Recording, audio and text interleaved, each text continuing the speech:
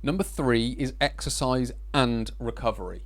So we're not just talking about doing exercise. What we have to understand is that exercise and recovery are two sides of the same coin, if you will. If you want to get fitter and stronger, yes, you have to exercise, but for you to be able to realize the gains that you could potentially make, you need to recover well. And it's exactly the same in rehabilitation. It's not about going straight into exercise and strengthening the lower back, because as we're going to find out soon, strengthening the lower back in some respects doesn't really come into it. Exercise and recovery is key, because what exercise does, or the role of exercise within making you fitter, is to damage the tissues, for want of a better way of describing it. So you break down the tissues. The role of recovery is to rebuild them back stronger than what they were before. That's why they have to work together. Because if you do too much exercise, not enough recovery, eventually your tissues will break down. And that's what I'm going to say is a lot of the issue with people with lower back pain.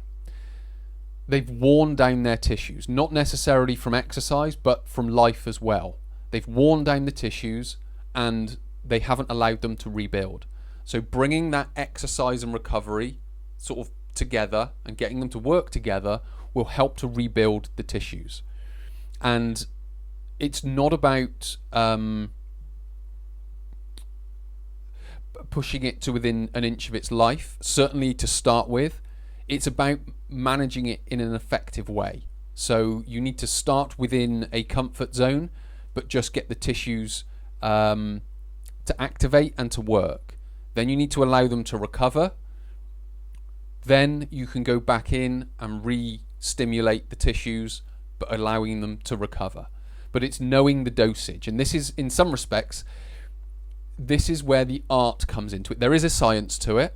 So the science is exercise breaks down the tissue, recovery builds it back up.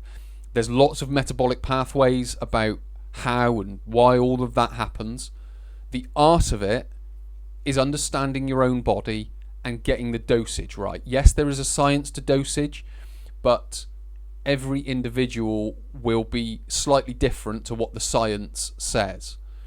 So we have to take that individual component into it. And certainly from me as a coach that does this day in, day out, I have to allow the person that I'm working with to play a part in how much they can tolerate.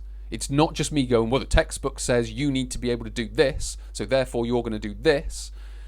It's about me asking, how does that feel? Where do you feel it? How early in the set is it coming on? How late in the set is it coming on? Can we progress it now? Should we go back a step and regress it a bit more? So this is where the art of it comes in, is being able to understand the signs that your body is giving you, essentially. But so to not keep going around in circles, we have to take exercise and recovery into consideration when it comes to overcoming lower back pain and rehabilitating it. So make sure you get exercise. If that's a part of the path that you're going to choose, make sure that you get that exercise and recovery in balance.